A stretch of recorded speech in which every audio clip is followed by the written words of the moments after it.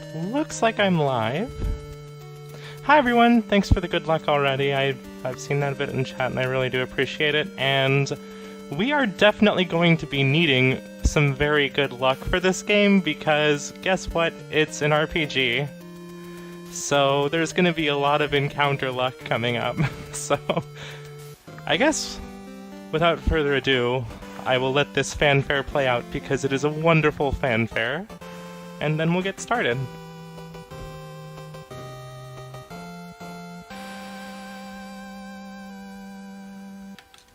Alright, that's really important.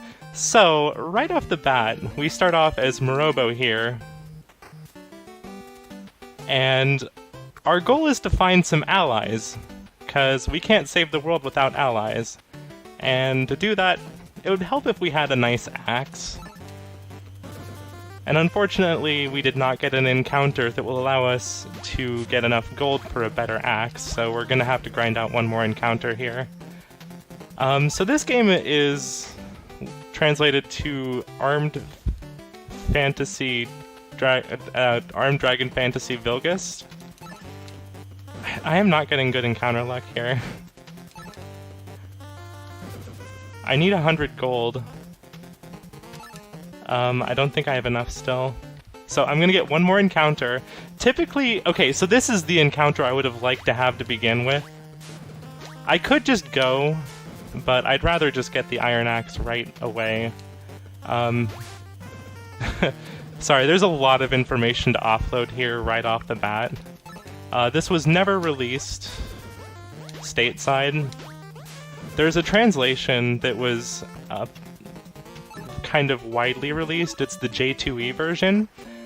However, it is very 90s and very juvenile, to say the least. Anyway, we're going to talk to this person here who tells us about a powerful cat warrior in the forest to the east.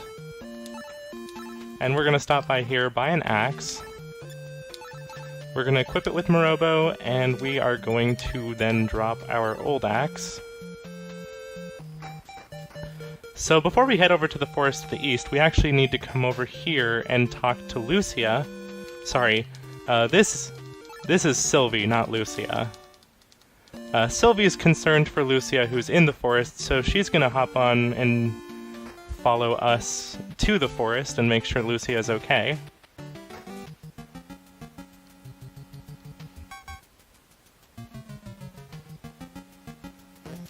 So here we have... Basically, the idea behind this game is that you're supposed to be leveling up all of your different characters, and as you get into these encounters, that pie chart represents who's gonna fight what. Oops, wow, I suck today. Don't mind me. But as it turns out,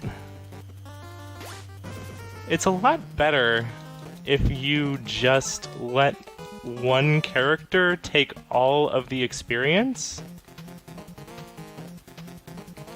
And we actually got lucky there. One reason why I am playing the Japanese version instead of the translation is that the translation does not give you an indication when the enemy does not notice you, which is really important for knowing when it's safe to run.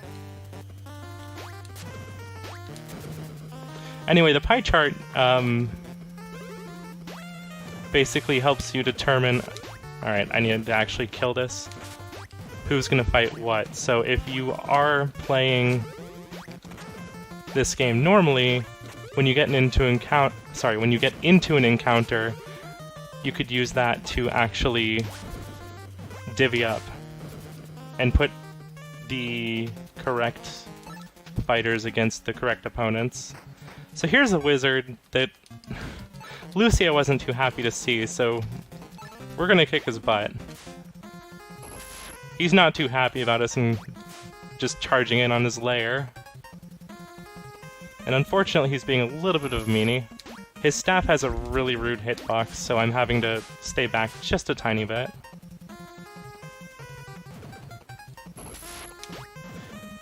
it has a tendency to cause confusion if you do get hit by it. And actually, I need to die with Lucia here. We're going to be running all the way through the game with pretty much Morobo solo. There's pretty much two viable routes through the game right now. One is to let Morobo go all the way through, which is what I do. And the other one, which is what Dragon Dark does, is take Lucia all the way through. Okay, so Magician's dead, we're gonna get out of here. Can't run from the... oh my gosh. Hello? I think I got poisoned, yeah I did. So I'm gonna have to be a little bit careful. I usually don't get poisoned. Let's see. We should be okay as long as I don't take stupid hits.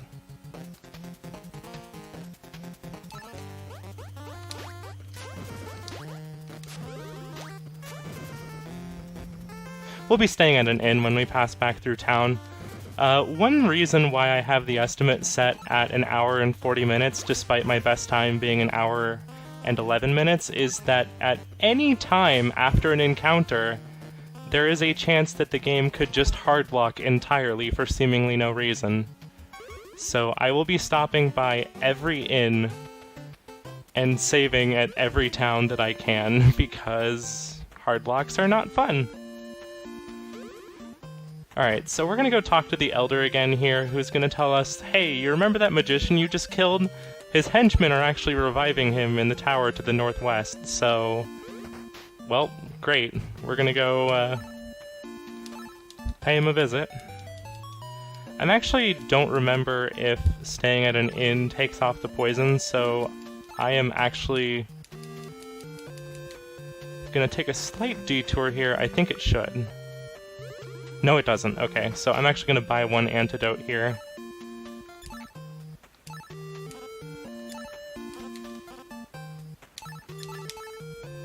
Oops, that's equip. Antidote and Morobo. There we go. Alright, we're good to go now. Thankfully, it doesn't matter which way we exit the town. It always leads to the same spot, except for a few specific scenarios. Ironically enough, this first tower here is one of the longest dungeons in the game. And just because of RNG in terms of getting encounters and all that fun stuff, I wind up resetting here a lot when I'm actually doing PB attempts. And one thing that I was kind of touching on a little bit earlier, but didn't get to go into too much detail, is when you get into an encounter, there's three different things that can happen. The first is just like normal encounter luck, where it's you have a chance to either use items or rearrange your party or try to run away. It's just a normal encounter. The other two things that can happen are that the enemy doesn't notice you and you have a free chance to run. And that's always good when it happens because, well, running in this game is very difficult. The other thing that can happen is an ambush, where you have absolutely no chance to run or adjust any of your party whatsoever, and you're just forced right into the fight.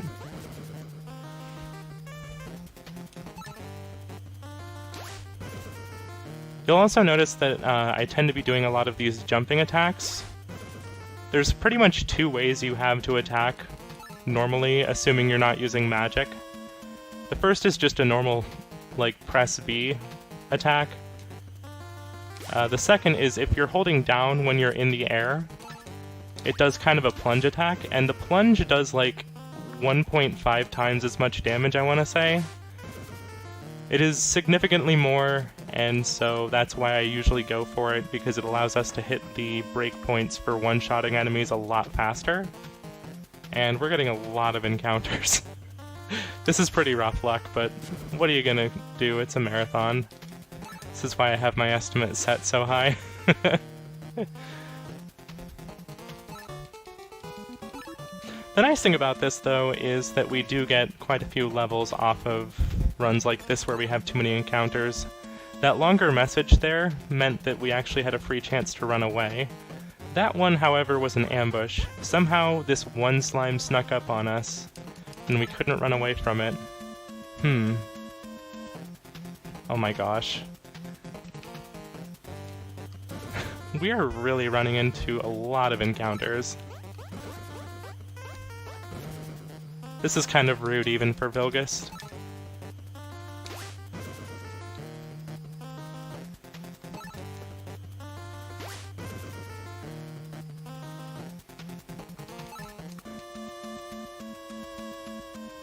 If we could just make a decent amount of progress. Alright, that was okay. Oh, I thought that was a run.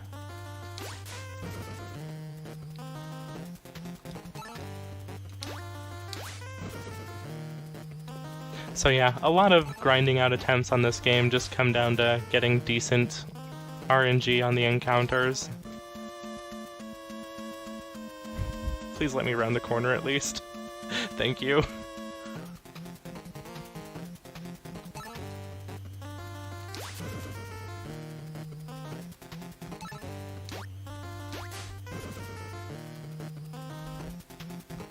The battle thing is more about what party member fights which monster, which is a bit more of a significant decision to make when you actually have more than one party member alive. But we're just playing everything with Morobo and letting Morobo carry the entire game. So, assuming we don't get ambushed, usually what will happen is Morobo will first fight whichever section of the pie chart he's on at the start of the fight, and then he'll work his way from the top counterclockwise. Which is actually important to know because when you're running in this game, Dragon Dark came up with a pretty good theory for how running works and did some testing, and just from personal experience, it actually feels pretty accurate. It seems to take the average level of your party versus the average level of the monster's party, and since we're basically one high-level, power-leveled character with a bunch of level 1s in our party, running is pretty difficult for most of the game. Which is why I'm not even trying for most of these, especially early on. Unless I notice that I have a free chance to run.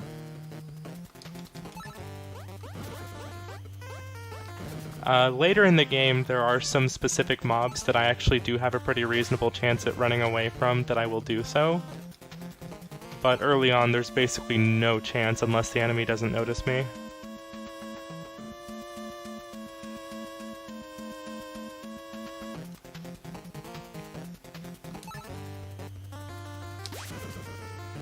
We're almost to the end of this tower.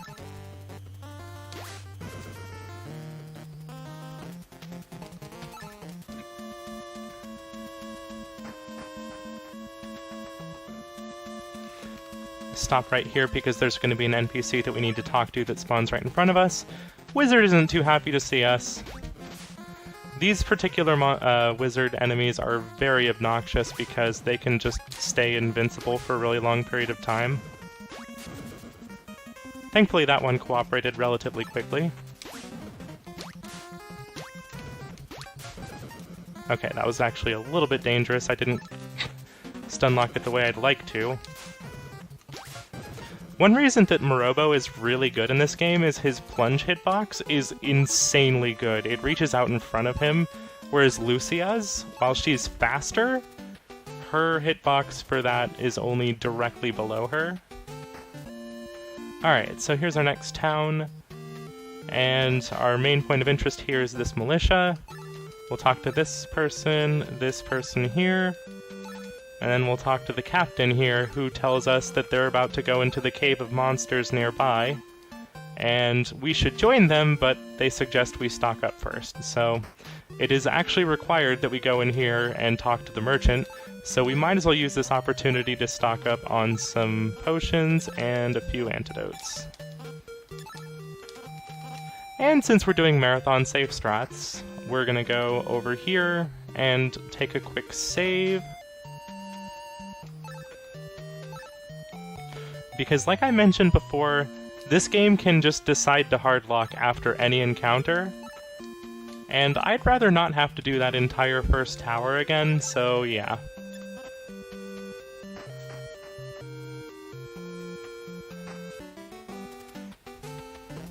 Oh, Wow. And we got ambushed.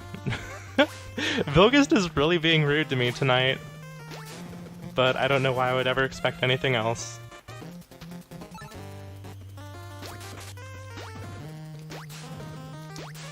I do spend most of my time on this resetting on that first tower.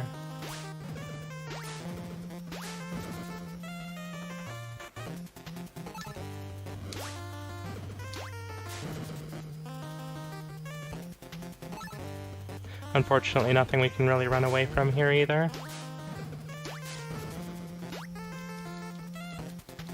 Yeah, pretty much. Wow, not even letting me get to the cave. And we have a mirror cat, so we get to see the fun of a mirror cat and why typically if I get a mirror cat in a run, I just reset right away. Hope you're all ready for the fight of your lives. Actually, I don't think it'll be too bad because I'm level 8, but typically by the time I get here I'm only level 7.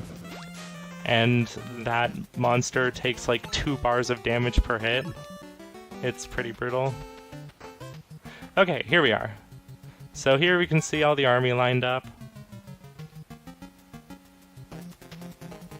Didn't quite make it the whole floor. And inside here we actually do have ice physics. And armadillos. 2 very unfortunate things. Specifically the armadillos because if they do that rolling attack, you cannot hurt them until they get to the other side and unwind.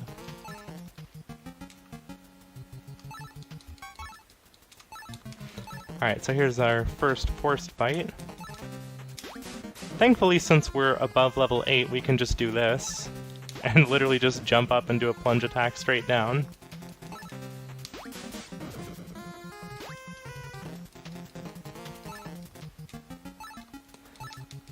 Alright, so Militia charges forward. And, oh no, the numbers are thinning. That's a much smaller army than we had before. And I got ambushed. One thing that's really annoying about the ice physics in this game are that if you are... is that if you are standing on top of the ice and still sliding, you can't do a drop through the platform. You have to wait until you're completely stopped before you can actually do that, which is why I try and make sure I jump and let go of the D-pad before I land, before I can actually do that drop through.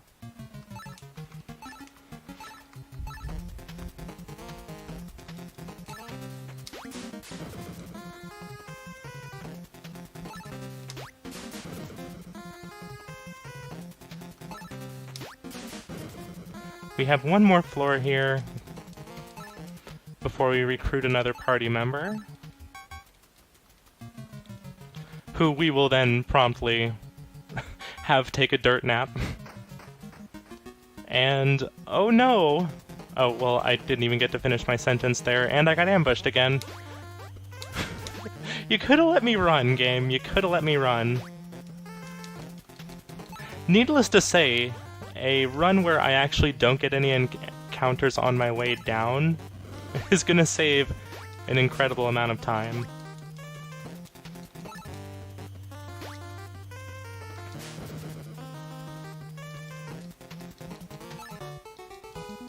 But hey, we got levels! And oh no, the army is dead.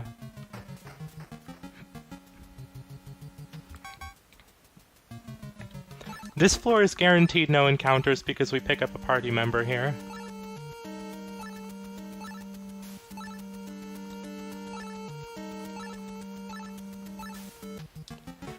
And now Lemmy joins our party.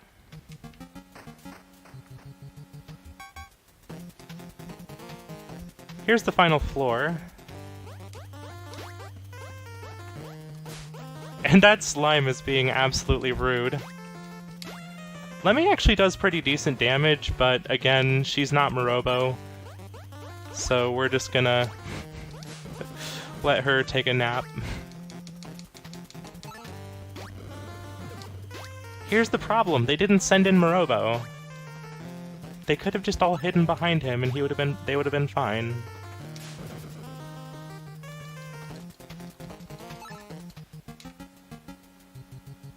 Alright, so here's Mouse Great.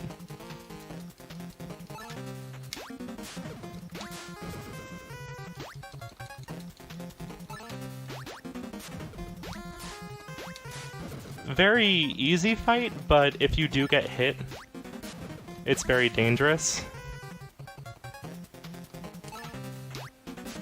Mouse Great does a lot of damage. One thing you'll kind of notice here is that if you hold a direction during a cutscene, you can often actually get a little bit of a step before the dialogue is completely gone. We'll actually be taking advantage of that later for quite an amusing glitch.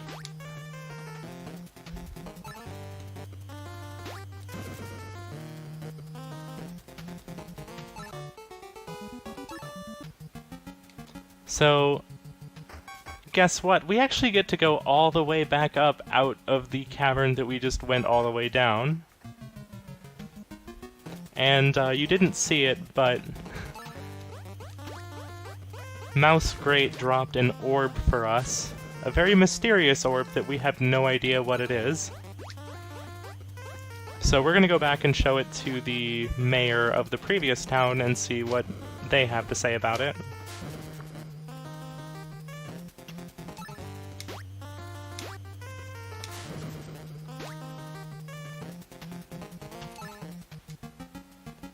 Believe it or not, I have actually had runs where I've gone basically encounterless through this entire cave. Aside from the forced encounters. Oops, I don't know what I'm doing. That's not an armadillo.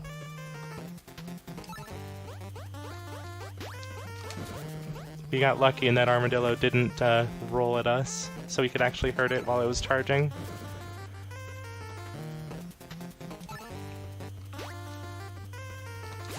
Oh. Oh. Alright, well, that's unfortunate. I think I was hitting A before I was hitting down. I think we're getting close to being free here. Yep, alright, this is the last floor. And we got ambushed again. Not a single encounter letting us run. Which is a little bit unusual even for the cruelty of this game.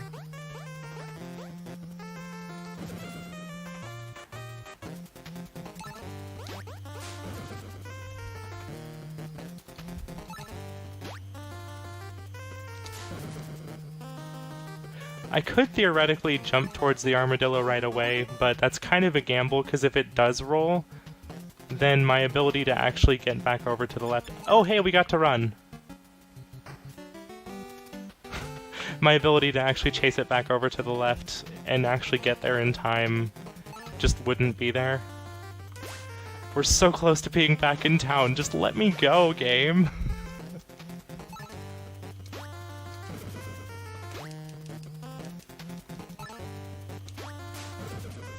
Hey, we at least one-shot the Mirror Cat now instead of having it take like 8 hits.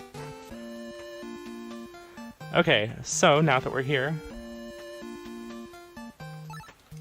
we show it to the mayor, the orb that we got from Mouse Great, and turns out it's the Orb of Resurrection, so all those people that died in the fights that we were just in, they're alive again. Everything's good. I'm gonna drop a save here, but I'm not gonna stay at the inn. Just because I only really need the save point, I don't need the health. I'll be saving again on the other side of the cave, because guess what? This person tells us that cave that we had actually had a staircase at the end that leads to the next town. And the staircase doesn't show up until after you've gone all the way down, fought Mouse Great, come back up, use the Orb of Resurrection, and then talk to that villager. So we get to go back through the cave one more time.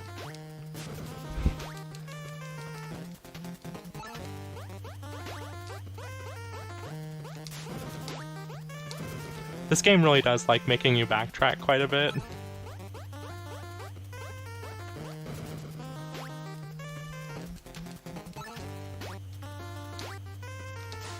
And if you're playing the J2E translation, you're not going to have that many ideas of what to do unless you just try literally everything, because there's so much that just gets lost in poor translation. There's actually an updated translation. It's pretty good. There's a few things that I'm not quite as fond of, but overall in terms of like a casual playthrough, it's much better.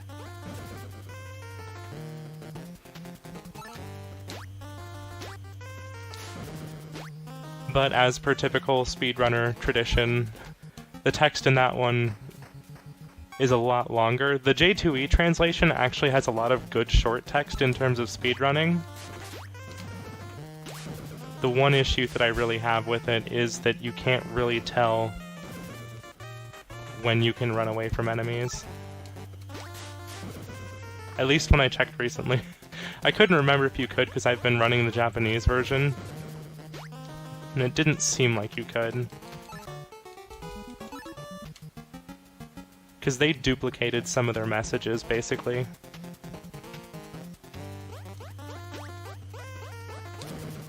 It was either that or they got the fight message mixed up with the ambush message.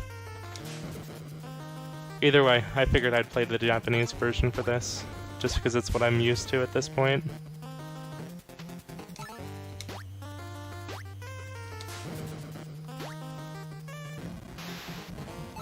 Getting some explosions going on there.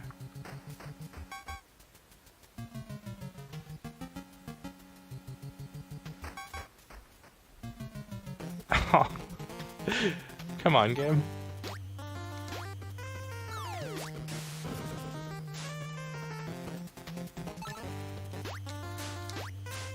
I wind up kind of taking some hits just to make sure that I like actually get kills on monsters.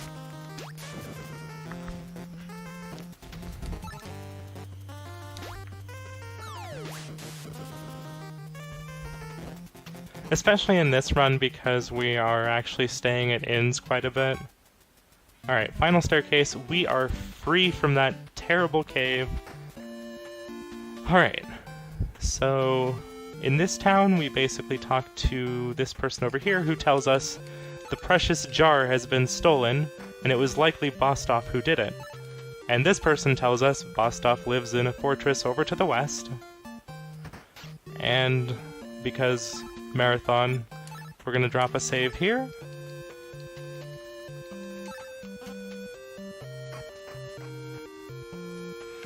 So we're gonna go check out that fortress that that person just mentioned. This one's really short, thankfully.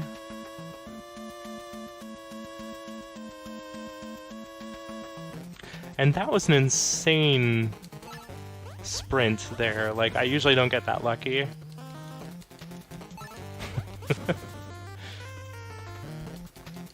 It's a very important jar.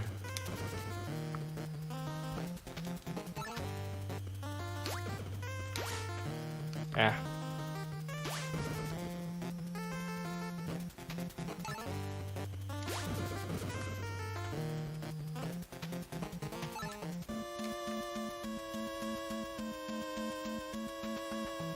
Oh, 2 steps away! No!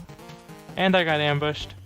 Thankfully we don't have ice physics anymore, so this is going to be a lot easier to deal with the armadillos.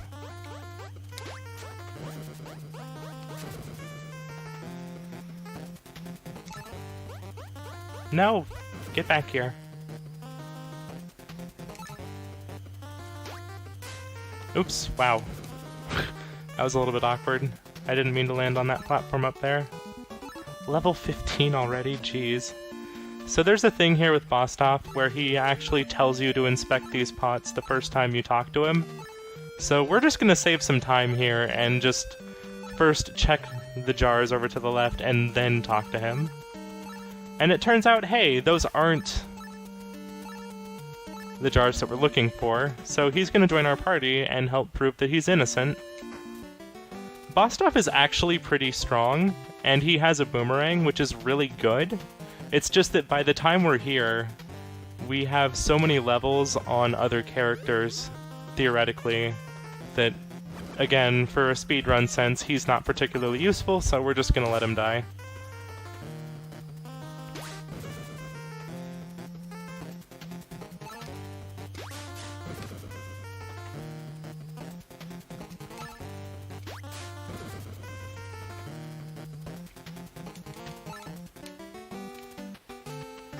Alright, and because this fight actually can go wrong...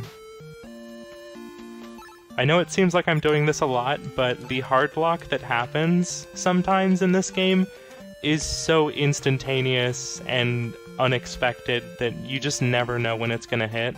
So for a marathon, I'm definitely gonna take every in I can to be safe. I think I actually can one-shot this, maybe. Yep. Typically it takes 2 shots for this, but since this is marathon luck here, I'm actually just able to one-shot these. Normally you have to jump up and do a second attack there just because you don't want to be hit by this monster, because it does a ton of damage, and is actually very scary if you can't one-shot. But, yeah, we're Morobo, we don't care.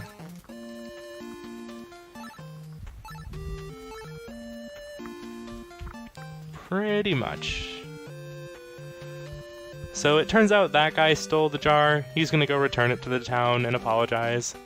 Goddess shows up, well, rather, this bunny that is being used as a proxy for the goddess. So we're gonna head into this town here. And this old man here, who says absolutely nothing in the J2E translation, actually tells us either about the goddess in the church here, or the martial artist in the northeast section of the town. I forget which.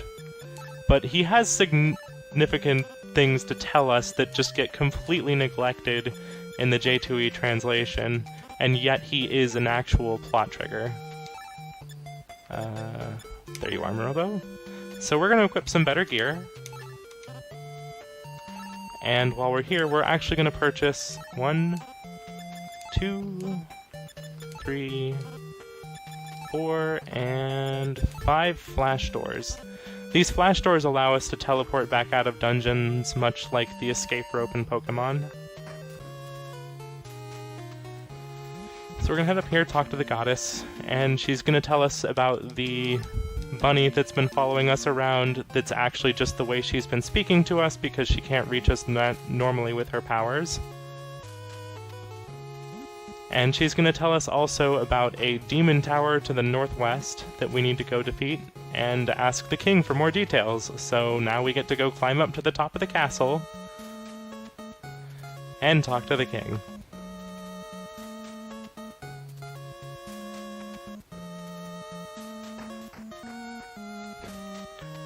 Yeah, speed strats are way better.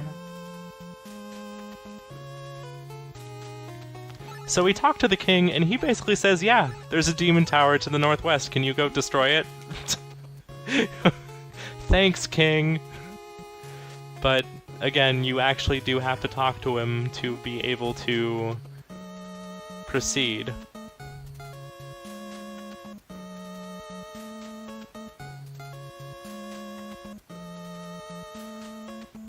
This castle is particularly obnoxious because we have to go all the way to the top of the castle and all the way back to the bottom of the castle quite a few times, actually.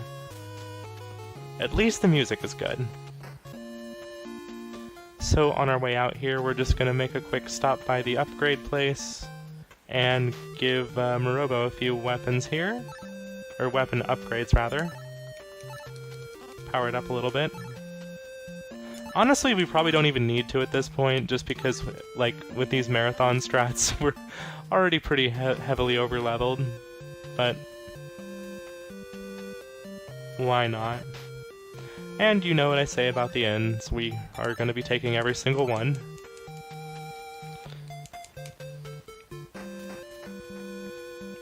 Alright, so now it's time to go destroy this tower to the northwest. Lucky. One nice thing too is that it seems that RNG for encounters is kind of reset every time that you go into a new area. So if you have a really short area, you can usually get quite a distance before you actually get an encounter. This is Armed Dragon Fantasy Villgust, if you look up the English title of it. The Japanese title should be listed below, yeah, right below the game feed.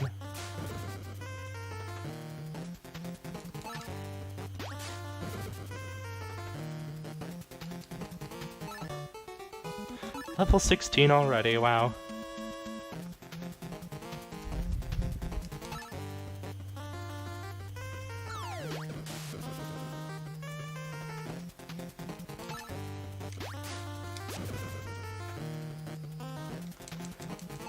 Yeah, this game is really neat for what it is, especially, like, for how many turn-based RPGs there were. It's kind of cool to have, like, this kind of, action-y segment for the random encounters.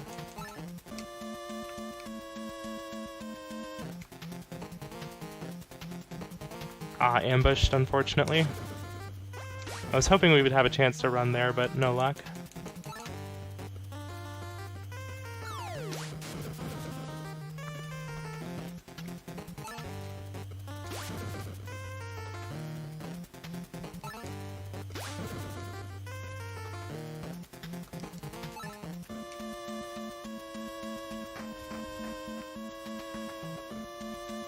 So here's the messenger guard. He duplicates himself and then attacks us, because theoretically we should have 5 people in our party, but again, we're just letting the dog do all the work. I mean, just look at him, he's a good boy.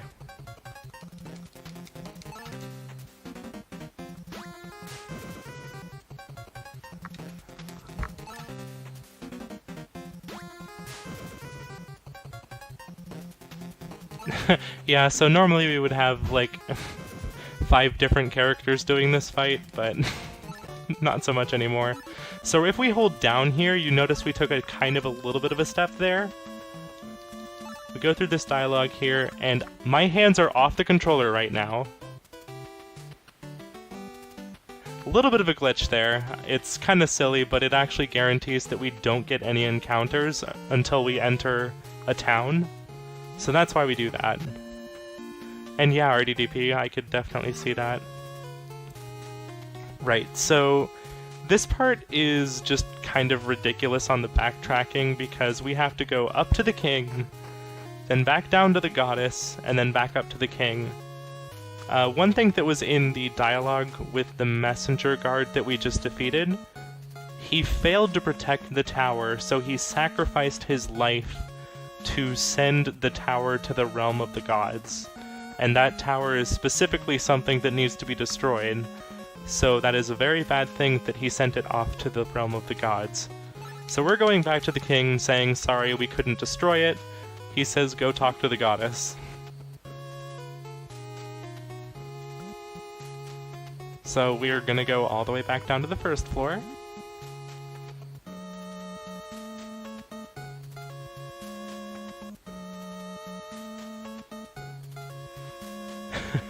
Lots of walking around in this castle. Thankfully, no encounters here. Which would be pretty silly if there were any.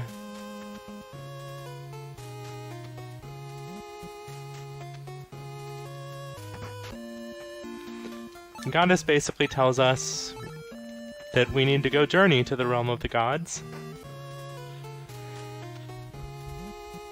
And go talk to the king. Because why not? Who doesn't love a little bit of extra backtracking?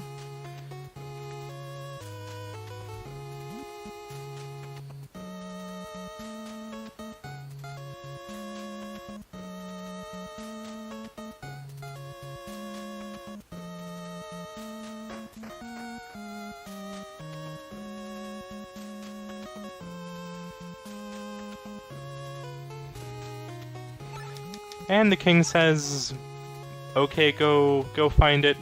Take my daughter with you. Hey, RBW, thanks for the encouragement. Wait, which one is this? God damn it. I am, like, out of it right now. Rita, yeah, Rita says, I don't like martial arts, so I'm gonna go study books in the library instead. Wait, Rita's the princess that just joined our party. Why am I spacing so hard on her name right now?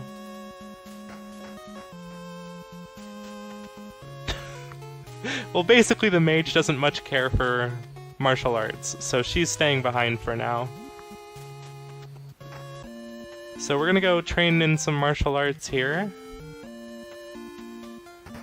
And, oh no, that doesn't look like the trainer.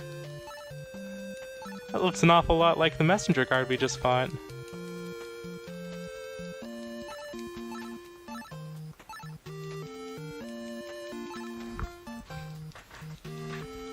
And he turns everyone to stone. Oops. So we're just gonna defeat him. And also let the other person that just joined our party die, because that's what we do in this game.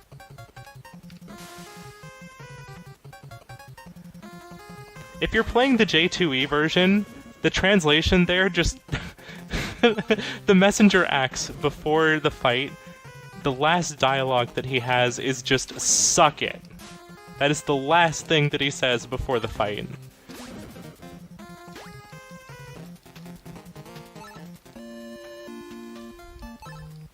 Also, you'll notice that my sprite is pretty consistently changing on the overworld here.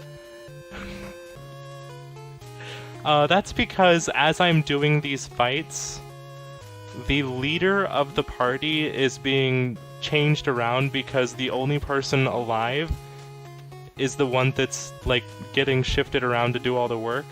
So whoever's at the top position for the party at the end of the fight winds up being in charge here. I guess it is Remy, right? That has to be Remy. Yeah, that's Remy. Oh yeah, there's... Okay, a little bit of confusion here. I'm not sure if it's Remy or Lemmy, and then Lita or Rita. I would assume Rita.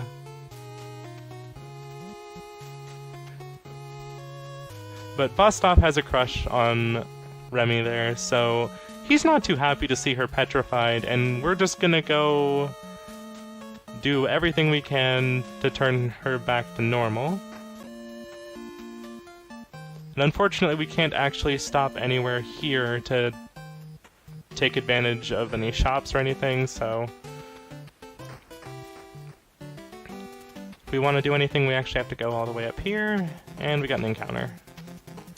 The sand here is kind of interesting because if you actually do sink all the way down to the bottom, you die. So if you somehow do have a character that you do need to kill off, but they have a lot of HP, the sand here is one way to do it. Not that that ever gets used in the speedrun, because by the time we're killing off characters, they're usually level 1.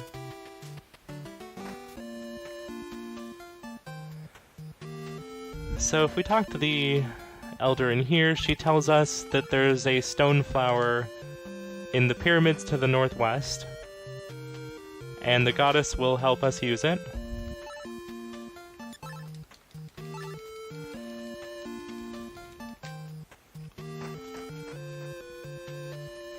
So drop a quick save. Oops, wow, okay, let's try that again. Drop a quick save there just in case we hardlock.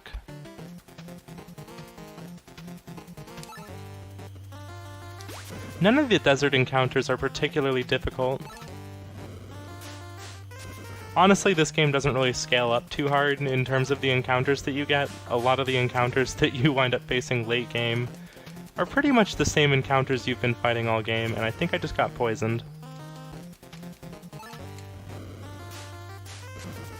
Yeah, I did. Yep, okay. Fix that right up. Thankfully, no encounters in here. Just a little bit of a maze.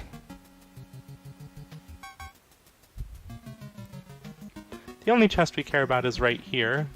Get the stone flower.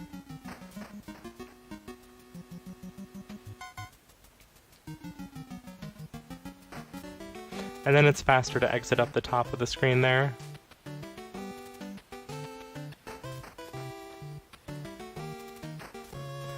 And now we go back to the goddess here, who uses the stone flower to unpetrify everyone.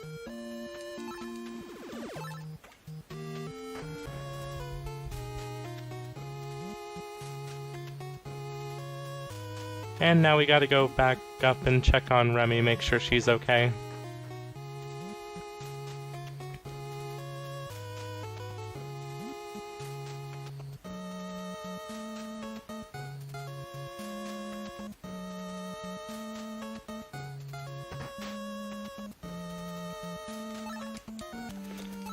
And it turns out, yes, she is.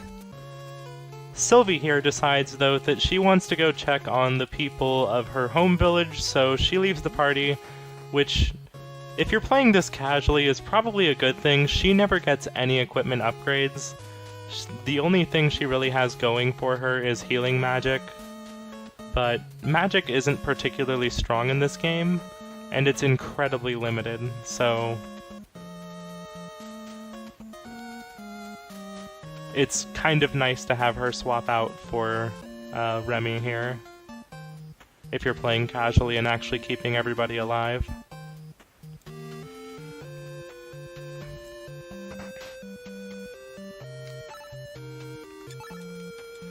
I believe the goddess actually healed everybody, so I don't really need to do a save, or rather, I do a save, but I don't have to do a heal. Alright, so that's everything to do in that eastern area of this final continent.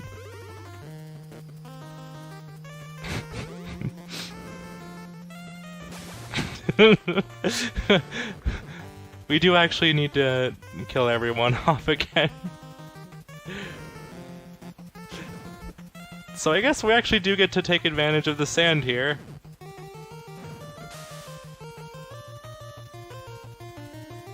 I really wish that these were better monsters. So much for we don't really get to use that in the speedrun.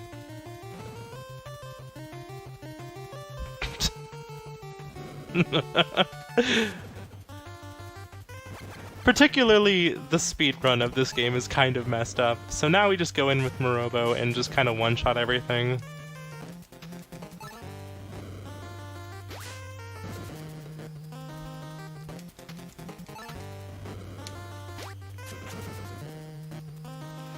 If it weren't for the fact that you basically get you get so much more experience if you just tunnel it all into one character, because it gets split evenly among the group. We get to run, nice. This corridor is particularly bad with encounters, so getting through that with only one encounter, and that's before we even hit the obnoxious part. So this guy offers us a potion, we use it on somebody who's not Morobo, and it beefs them up for one fight. And then after that it actually turns out to be poison, so you want to make sure you don't use that on Morobo, or Lucia if you're doing a Lucia run. Oops, come on. Can I just bop you from the side? Yeah, I can. I don't even need to do a plunge attack, I'm so strong right now. But yeah, for this fight, it gives you like 7 orbs of health, and basically gives you the ability to one-shot them, but then immediately after you notice something is wrong. So you talk to this guy, and he tells us that, oh, that's actually poison, and the merchant is hanging out to the northeast of town. I don't think I need to stay at the inn, but I'll do it anyway. It doesn't revive anybody, so it's okay for us to do that.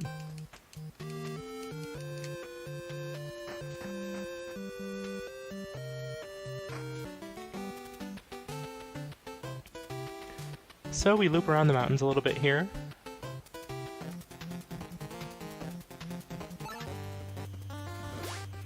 Unfortunately not something we can easily run away from. We actually are getting into the territories where we can actually start running away from some enemies, but it's very specific enemies that we need to keep our eyes out for. Like, we actually might be able to run now that we only have the dwarf and the pumpkin ghost. Unfortunately, no luck there. I think we just might be still just a tiny bit too low in level. The other enemies that are really easy to run away from are birds. And if I see any else, I'll call them out. But these are too hard to run away from, as well as these thieves over here.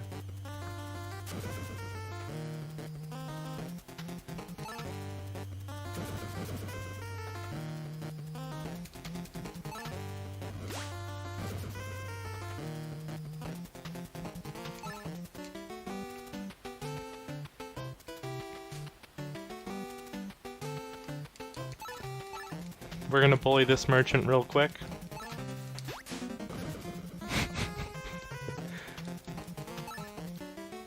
And then he admits, oh, it was bad, I didn't do the thing right with the medicine, and it actually turned into poison, and I am very sad. If you go into this cave, there's a plant monster at the bottom. If you defeat it, I can help make a cure. So, we're gonna go down to the bottom of the cave and get a cure.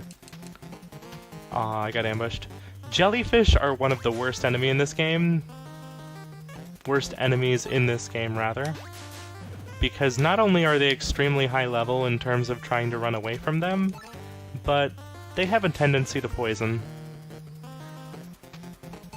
So we don't like seeing jellyfish.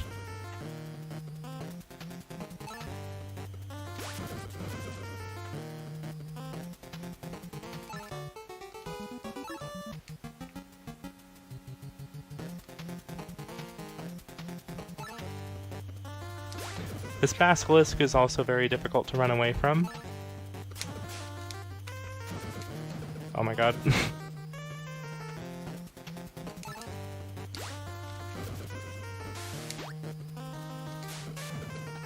Lucky that didn't poison me.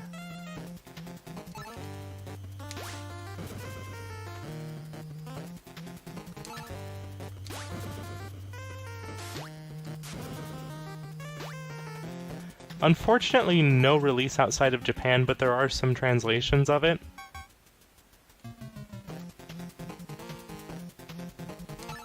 Ah, bad luck.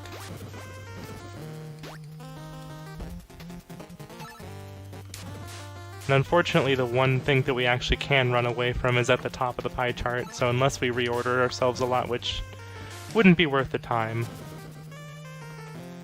we would not be able to run away from this.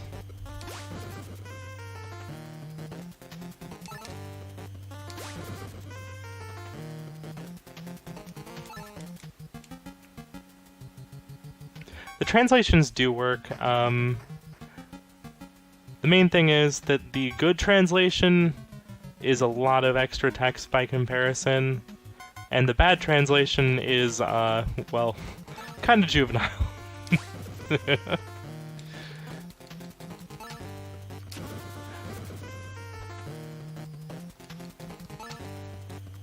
To put it politely, I guess.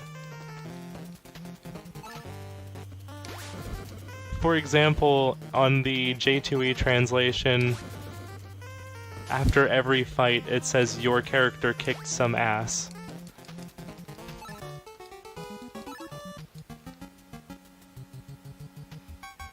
And there's just a lot of little things like that that are just like, alright, 90s, you do you. They're trying to be cool, but wound up being really kind of lazy with their translation. I mean, yeah, it's not wrong, but there's a part later on that I'll mention when it comes up that'll just be like, why? The other thing is, too, early in the game when I was fighting that wizard, when you charge into the lair, the wizard just shouts, "Assholes! Who dare charge in on my lair," or whatever. Like, I don't know what the rest of it is, but he starts it off by just shouting, "Assholes."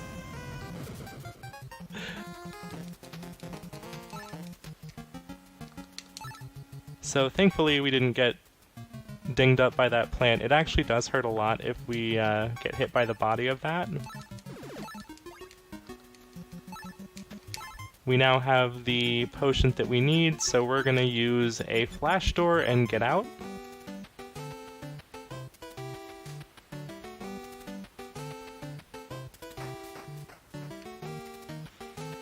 And we actually have no more business in that area, so we're just gonna keep moving.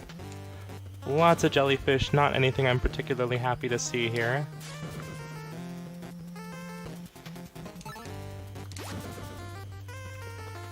And now we have monsters that have been bosses before, just kind of casually being monsters now.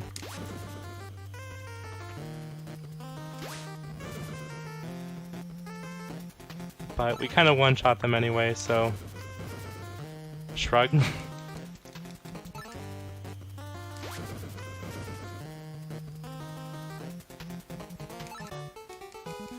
Jeez, we are such high level right now, it's ridiculous, excuse me. Get in there. Alright, we made it. Wow, I can't believe I only got, like, what was that, one encounter on the way there? This guy tells us that the town south of us has a boat, and we need a boat. We don't really know why, but we need a boat. Do a little bit of equipment upgrading. We don't want to buy the weapon because we're going to be buying a better weapon a little bit later on. Hold on. I lost track of where I'm at. In case anyone's wondering, no, I can't read Japanese. I just very specifically trained myself to notice one specific character in Morobo's name and just know the positions of anything else in the menus.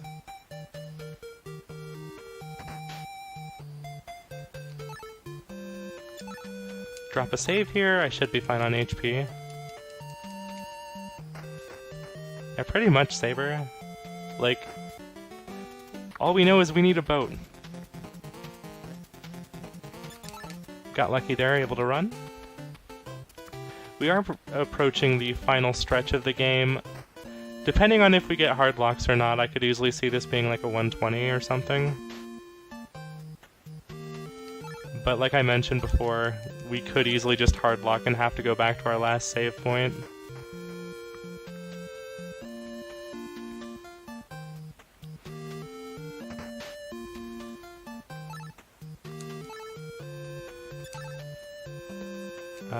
Get that. So the mayor there just told us that we need wood for the boat. And if we ask around here a little bit more, we actually find out that there's a golem that is like the spirit of a cat or something like that. And we need to feed it a fish. So we just bought a fish from that store. And it's actually an important plot item. And we're gonna go... We're gonna go see if we can maybe pacify that golem.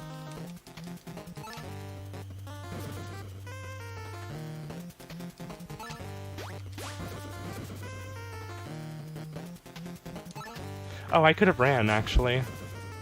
I'm gonna try running here. Easy. As soon as it was just the birds, I should have tried running.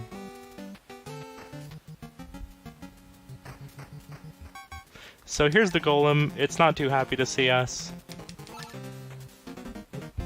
We win this fight by literally showing it the fish. Slow text guaranteed. So now the spirit is happy, and if we were playing the J2E translation right now, the text there would say, "Given to your feelings, got wood." Nice translation. But yes, we did just actually get some wood to repair the boat with. The English name for this game is Armed Dragon Fantasy Villgust. Japanese name right below the stream, or the game feed. So we come back with the wood, and the mayor says, well, okay, thanks for the wood, we'll start working on the boat. But there's a town nearby that's kind of being influenced by demons, could you go help them out? So I guess we'll go help them out. We don't really have anything better to do while the boat's being repaired.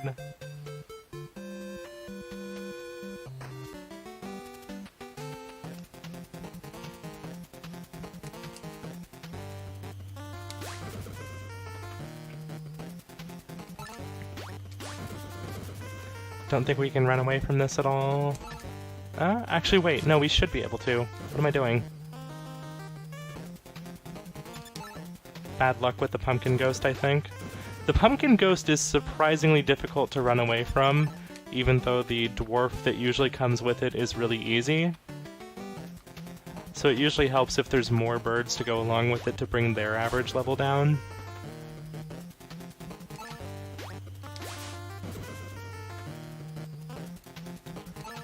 We're not going to have a chance to run away. This slime is ironically one of the harder things to run away from as well.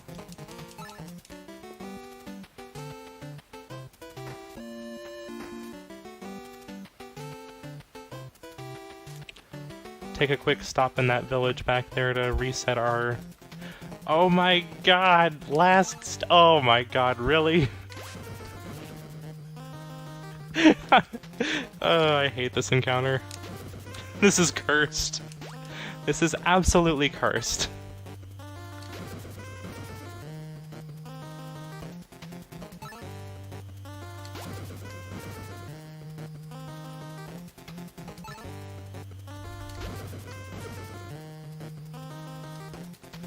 Pretty much. So yeah, you can easily see how just getting one extra encounter in this game adds like an additional 30-40 seconds, depending on your luck. Alright, so we're gonna do a quick save here. Actually, I should have done the equipment first.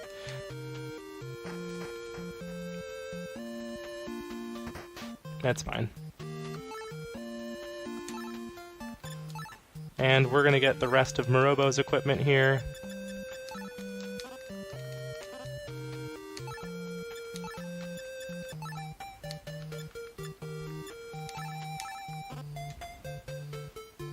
Morobo is all decked out now. In fights, he is now going to show up as blue, and actually I forgot to upgrade his equipment too while I'm here. I might as well.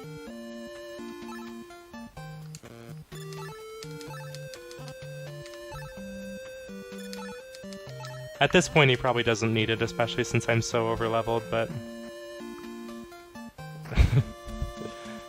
Must be the color of the pants, honestly. So this guy invites us to his castle, and he shows us a really fancy robe, and Remy's like, oh, can I try that on? And oops. It possesses her. So she just kind of walks off on us.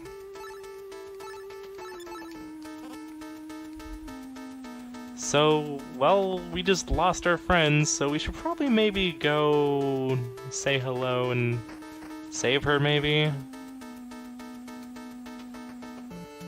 She just had to try on that robe.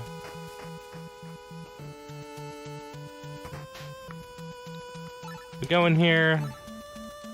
This person wants us to be mean to this memorial to the goddess or whatever.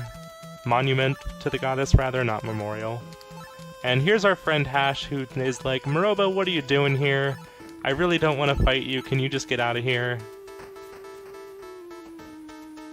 And we tell him about Remy, who is being possessed, so he says, alright, there's a secret passageway in here that you need to go see. Just go get the item, save her, and get out so we don't have to fight, please. So in theory, that's the plan. Wait, we want to go down.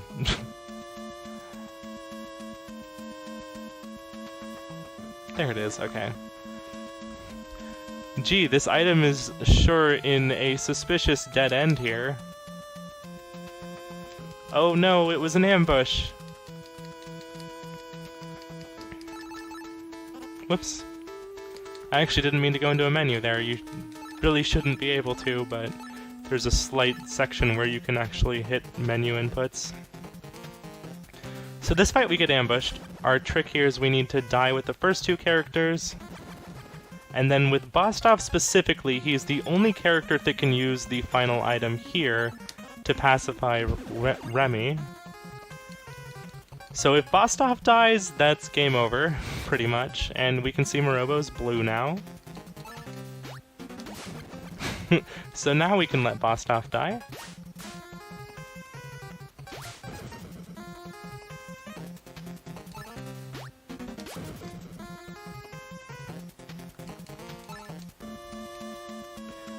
And now that we've saved Remy, she joins our party again, and Hash is like, "Oh no!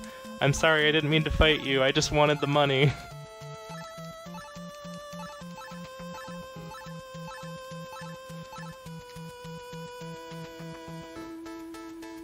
So he promises that he's gonna not be hanging out with the demons anymore. Alright, so we've done our work.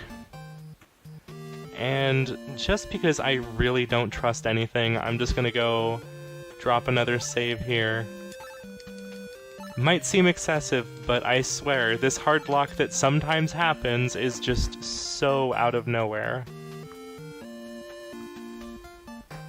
I mean, yeah, it's not like we're using Remy anyway.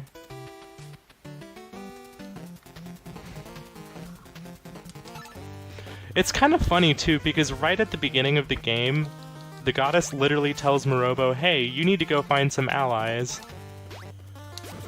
So we go and recruit a bunch of people just to drag their corpses along for the entire game.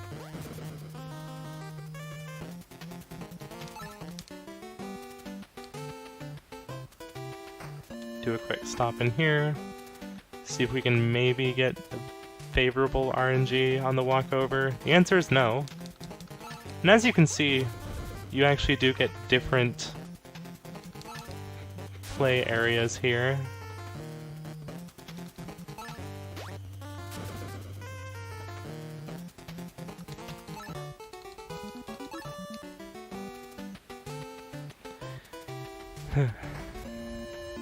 Alright.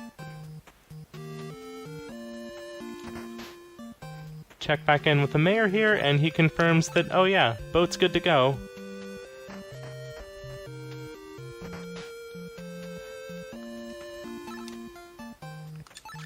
So drop another save here because I don't want to have to go through all that again, even though it really wasn't much.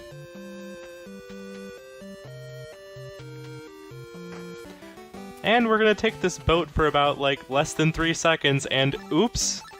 It's leaking. Alright, well, we're stranded on this island now. So you know what's better than a boat? How about a raft? Let's make a raft.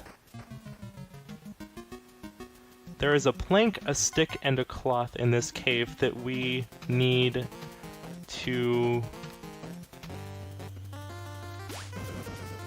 gather in this cave to be able to create the raft. And then, ironically enough, the raft just kind of stays sturdy for the entire run. Oh no, okay. We're good. Bad luck. I should be able to run the next time. Bad luck. I couldn't even run away from a single bird.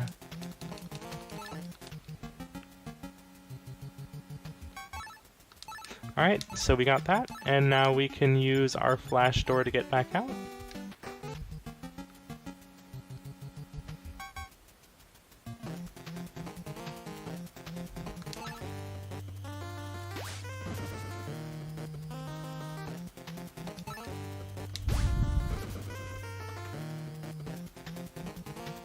Okay, we probably just need to get these mouse grates out of the way. And now we can run? We can run. Perfect.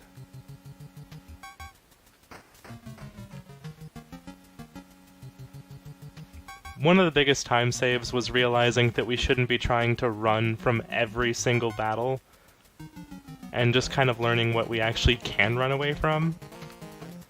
For example, this is not something we would ever be able to run away from in a million years.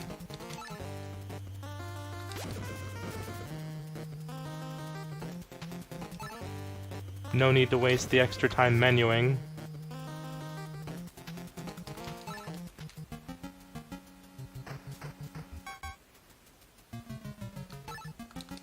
There's our stick.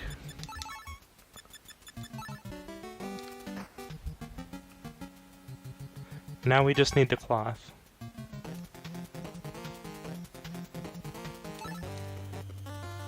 Oh wait, I could have ran, I think. I'll try running now. This pumpkin ghost is probably what's keeping me.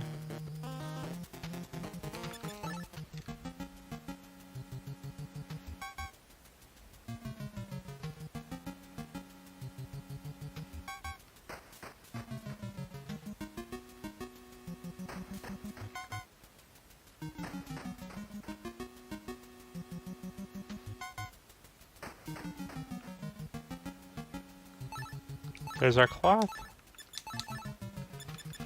And now we're just going to casually assemble plank, stick, cloth in that order, make the raft, use a flash door, and hey, there's our raft.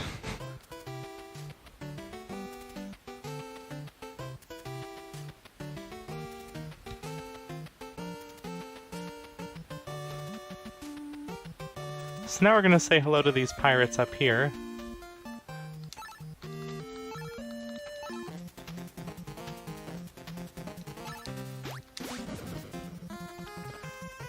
They're kind of pushovers at this point.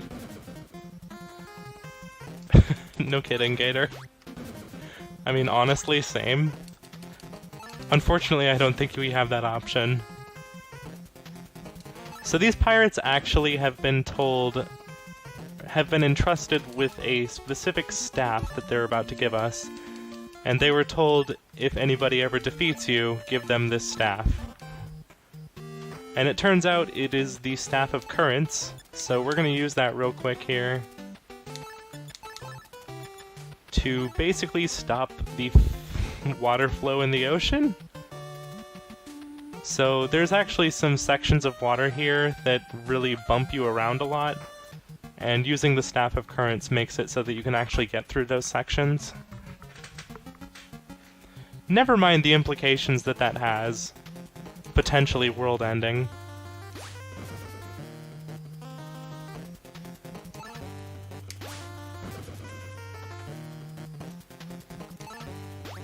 We just need one more quick item here. Oh shoot, I could have ran. I probably can't run anymore, but I'll try. Yeah, bad luck. I shouldn't have fought when it was the two birds. Oh my gosh, please, game.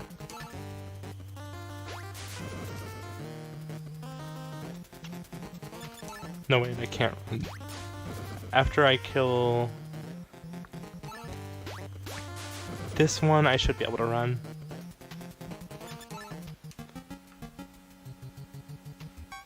Oh my god. Why? At least it let me run. They didn't notice me that time.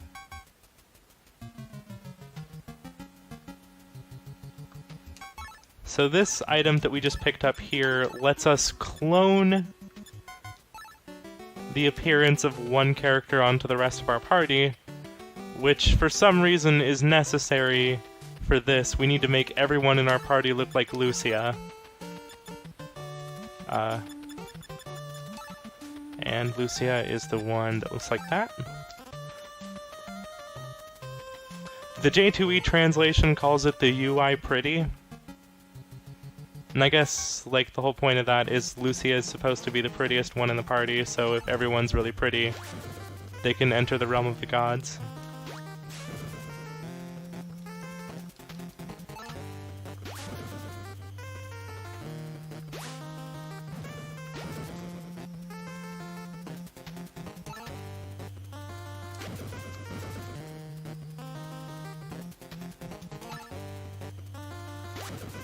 We are in the final stretch of the game here.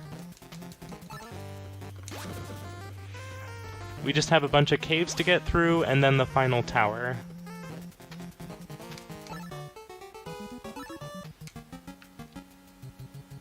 Normally I would be ending the game at level 26. The final fight would take me from level 25 to 26. Alright, we're just gonna drop one more save point here, just in case we hardlock at any point in the final section of the game. Because who wants to do that? Not me. Whoops, come on. And this part is actually kind of confusing. It likes to try and make you think that you're going backwards. Whoops.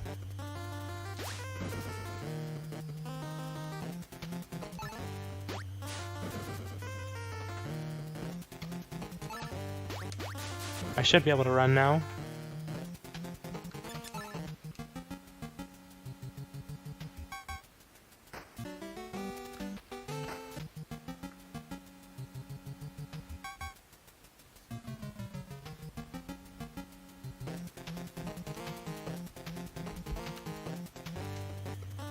I don't think I can run from this encounter until I get back to the dwarf at the very end. And even then it's kind of a toss-up.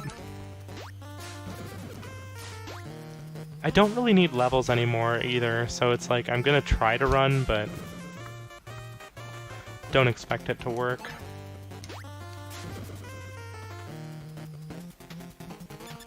Hey, it worked! That's a church if we need it, but we don't need to revive anyone or cure any poison, so... Again, they really, really want to make you think that you're going backwards here. Oops, come on.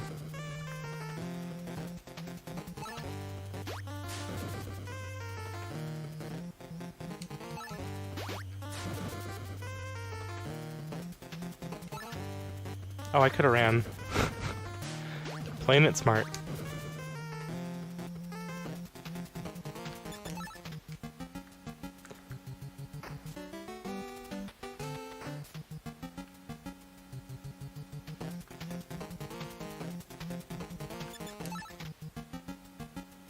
Got lucky there and could run. So here's the final tower. This is, I want to say, 4 floors and then a final floor with a boss, so I guess 5 total floors. These first couple of floors have ice physics, because why not?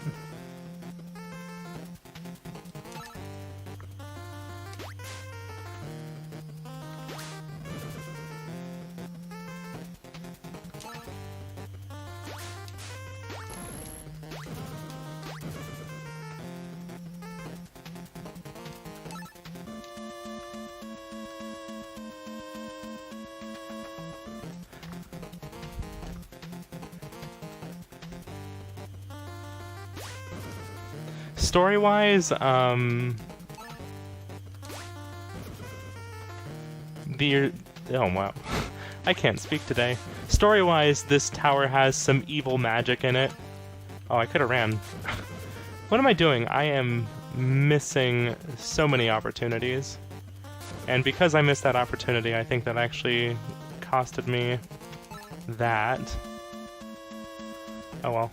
Oh my gosh, game, please let me go more than 2 steps without an encounter.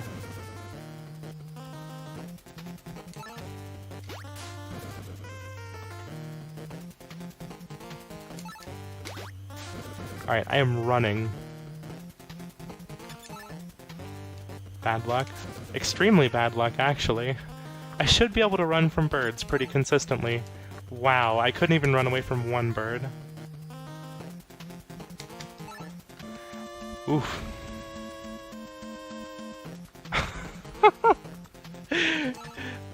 I've had times where I get through like this entire tower with like maybe 3 or 4 encounters at most, and yet I think I've gotten 5 or 6 so far just on this floor alone. Marathon luck coming into full swing.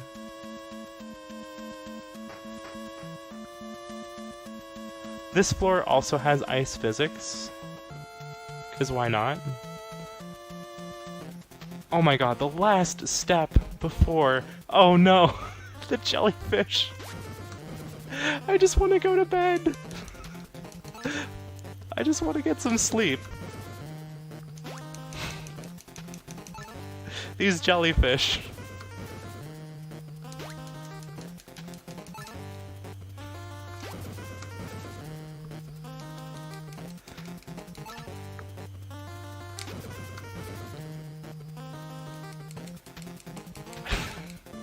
There's no hope of running away from those either. Okay, so now on this floor and the next floor, we have reversed controls completely. So A is B, B is A, left is right, right is left, up is down. I don't think start is select, I'm not sure, but like it doesn't matter at this point.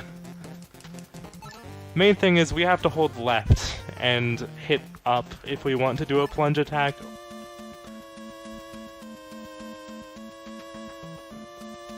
It's kind of hard to describe just how obnoxious it is, but yeah, it's reverse controls here. Again, going with the idea that this tower has some very evil magic that makes it very confusing, so that was their way of making you feel that evil magic.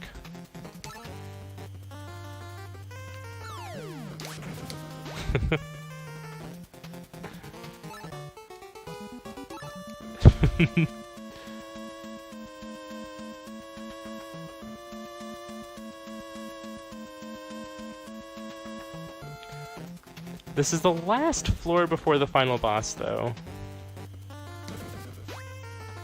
We're getting really close to the end of the game. Oh my god. Now the question is this armadillo gonna let me actually get to the end of the game? I set my estimate for an hour 40 minutes so I could chase an armadillo around for 20 minutes.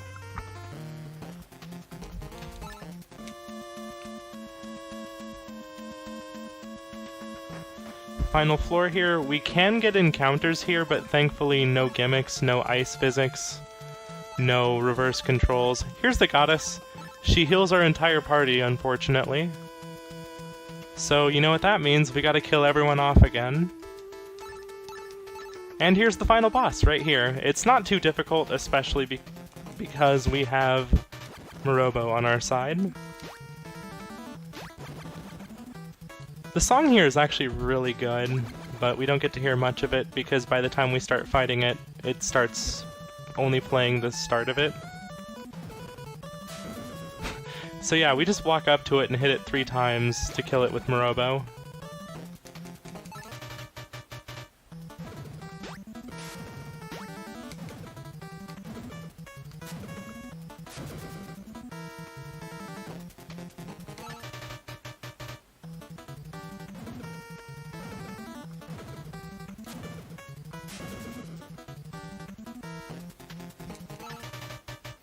Just need to finish off all the segments, and you can just see how much damage Morobo does if you watch the bottom left. Just all that health disappearing in 3 shots. If you have Morobo like fully leveled up to 32, kills it in 2 shots, and it's kind of ridiculous.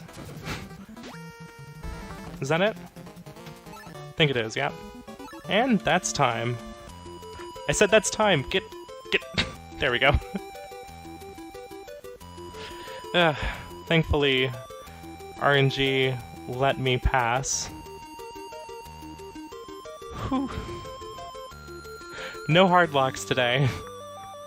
Part of me is kind of sad because it's actually kind of hilarious when it happens, but it did also mean that we actually got to complete the run.